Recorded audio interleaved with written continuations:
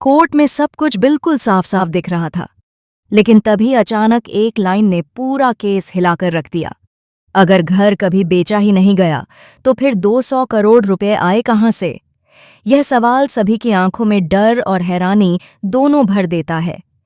जहां रिश्ते, भरोसा और सच्चाई पहले ही ताऊ पर पूरी तरह से लग चुके थे, वहां अब एक झटके ने सब कुछ उलट पुलट कर दिया। राघव के तेवर अचानक बदल जाते हैं। आज एक गिरगिट नहीं, बल्कि 100 गिरगिट की तरह वह हर पल बदलते नजर आते हैं। कोर्ट में राघव की आवाज में गुस्सा और बेचैनी दोनों झलकते हैं जब वह कहते हैं, योर ऑनर, मेरे दामाद को फंसाया जा रहा है। एडवोकेट अंजलि झूठे आरोप लगा रही है और पूरे मामले को तोड़ मरोड़ कर पेश कर रही है। महक, जो अपने पापा के सवालों का सामना कर रही थी, हिचकिचाते हुए हाँ में जवाब देती है कि वही अंजलि थी जिसने उसे बेचा था। लेकिन उसी समय कोर्ट में एक और बड़ा सवाल उठता है। बस्ती खरीदने के लिए 200 करोड़ रुपए आए कहां से? यह सवाल सुनते ही कोर्ट में सबकी सांसें थम जाती हैं। अंजलि, जिस पर सबकी निगाहें टिकी थीं, सांप की तरह जवाब देती है कि पैसे राघव सिंह राजपूत ने अपना घर गिरवी रखकर दिए थे। लेकिन तभी गिन्नी का पालतू भजन सिंह बोल पड़ता है, नहीं माय लॉर्ड, राघव ने अपना घर नहीं बेचा, उनका घर अब भी उनके नाम पर है। एक पल के लिए खुद राघव भी चौंक जाते हैं। कोर्ट का माहौल अचानक गंभीर और तनावपूर्ण हो जाता है। सवाल फिर से गूंजता है, 200 करोड़ रुपए आए कहां से? अंजलि के पास कोई जवाब नहीं होता। भजन सिंह राघव से कहता है, हाँ, आपका घर नहीं बेचा गया था।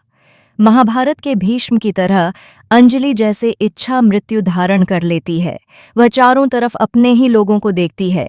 बेटी आरती, ननंद महक, बहन गिन्नी, नंदोई युवराज, सभी मिलकर जाल बुन रहे हैं। अंजलि इन सबूतों को देखकर चुप रह जाती है। उसका चेहरा सफेद पड़ जाता है और वह सोचने लगती है कि 200 करोड़ उसके पास आए कहां से। ऊपर से महक अपना बयान बदल देती है। उसकी आंखें भर आती हैं और कोर्ट में उसकी बेबसी साफ झलकती है। आज उसे यही सजा मिलेगी, यह सोचकर उसका दिल तेजी से धड़कने लगता है। राघव सवाल करते हैं, अगर पार्टी में मेघ के साथ आप नहीं थी, तो फिर वह कौन था जो उन फोटो में दिख रहा है? अंजलि अपने अंदर की हिम्मत जुटाकर कॉन्फिडेंटली आरती का नाम लेने जाती है, लेकिन तभी वेद वहां आरती को लेकर आता है। आरती इमोशनल आंखों से अपनी मां की आंखों में देखती है और उन दोनों के बीच एक अजीब सा नजदीकी पल पैदा हो जाता है। वेद आरती के लिए हाथ जोड़ता है और कहता है, मत लीजिए उसका नाम।